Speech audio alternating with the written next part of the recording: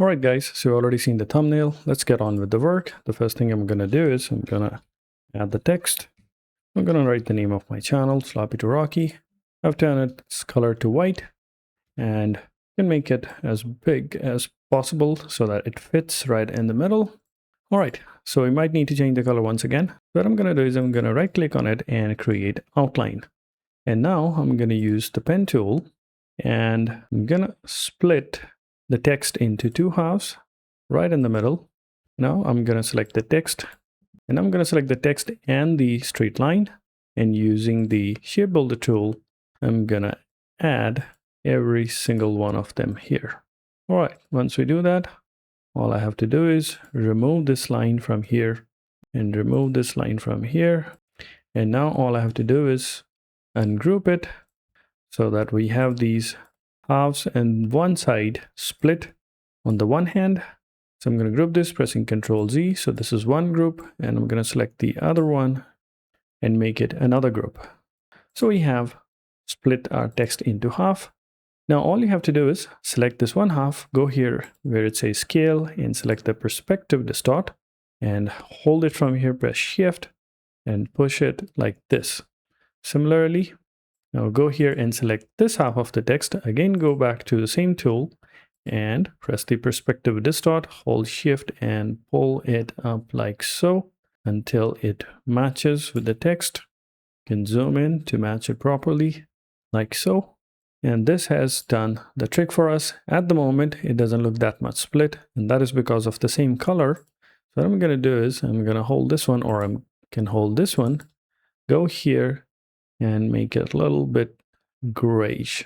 And with that, we have created a simple split and given it this perspective 2D feel.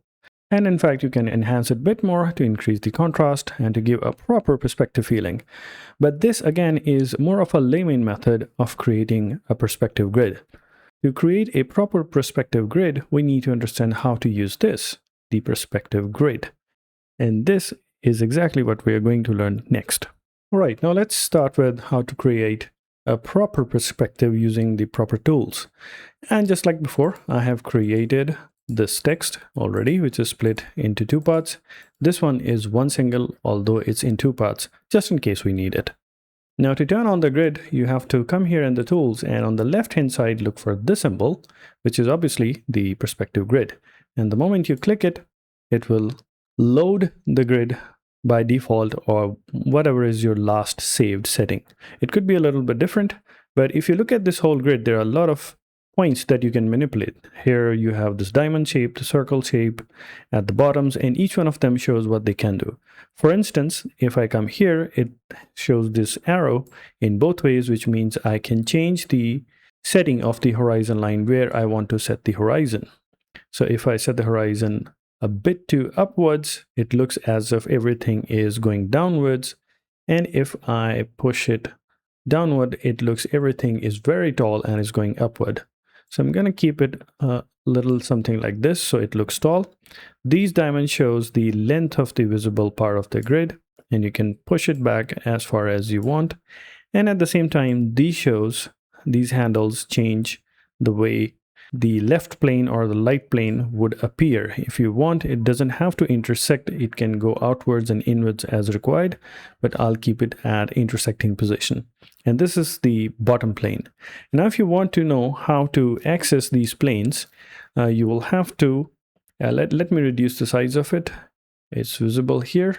I'll put it to full page again, and I'm going to move these a little bit downwards, and here you can see. And if you're not comfortable with its position here, you will have to double click on this icon on the left hand side, and this will give you the perspective grid position, and it will ask you where you want to keep it. I have kept it on top right. You can keep it on the bottom right or bottom left, wherever you want. So it will push it downwards so you can see your symbols.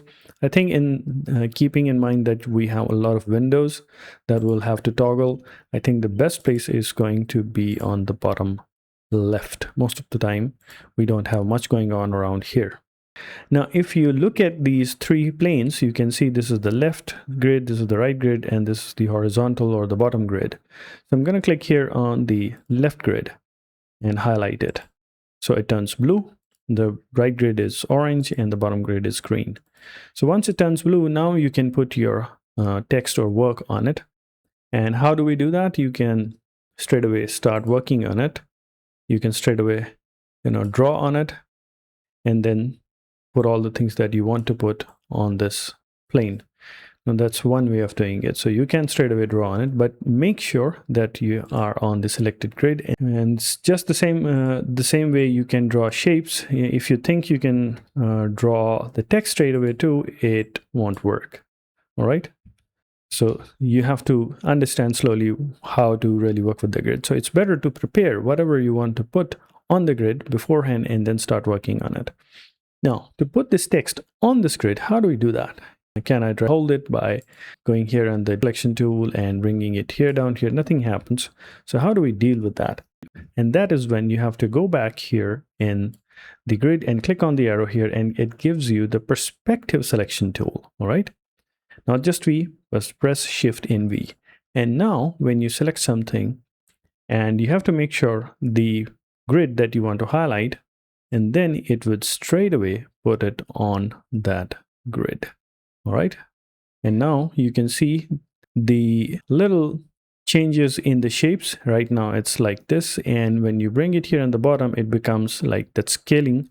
And now you can scale it and make it a lot bigger and give you a perfect grid size. So in this way, you can properly put everything on the grid. You can stretch it like this as well. That's up to you. So this is the first thing. You can stretch it, outwards as well. As you can see, you can push it back like this as well. So make it look really big. And now if you want to put it on the right hand side, switch the grid, and then again with the perspective selection tool highlighted, bring it here and place it here. Now go at the bottom, see that the icon is highlighted to scale, and then you can match it here. And now again, go back here somewhere and find there it is. You can push it further back the same way, and you can zoom in and make sure that it's aligned perfectly the way you want. You can zoom in and go back here and make sure that it's aligned perfectly. And in this way, you can create a true perspective. So let's see what happens if I switch back to the perspective grid tool. So what's going to happen if I change this? Nothing. As you can see, nothing changes because you already put your text, your design on it. But when you change it and you put something else new on it, let me try and put this by selecting the perspective selection tool. And now it will put it on the new area. And this way you can have different angles if you want to. So once you put something on it and then change the grid, nothing is going to happen to the things that have already been put there, but the new things would change its plane just the way you change the setting of the grid. All right. So I'm going to keep it here. And in the same way, you can also put things on the bottom. And how do we do that? Of course, we have to select the horizontal one. And now you can try and select these, the perspective selection tool. And now if you bring it here, it will go down here, just where you want it. Okay. Once you do that, you can rescale it, make it bigger, and push it backwards. And it's lying on the surface. And in the same way, you can put it on the right as well, but that's a little bit tricky. I'll undo it. We'll go back and select the normal selection tool and make a copy out of this. Push it, and we'll go back now and again select the perspective selection tool. And now with the horizontal grid selected, we can put this one straight away here, put it here, and then kind of scale it so that it's visible.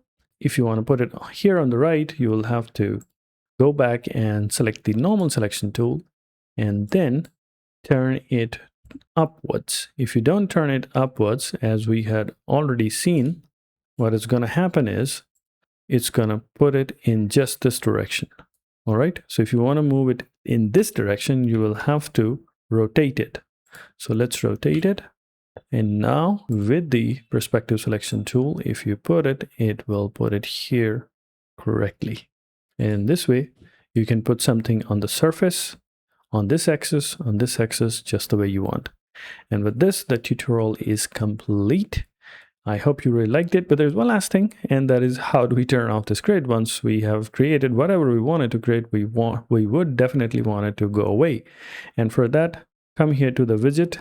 Let me move this window out of the way, and there is a small cross. You click on it and it will go away. And the other way of doing it, let me put it back here. And the other way of doing it, let's say if we have the grid selected and somehow this is not visible to you and you have forgotten all about it, you can go up here in the view, come here in the perspective grid and simply press hide grid. And in this grid, your design would be ready. Thank you so much for your time. I'll be back soon with a new tutorial.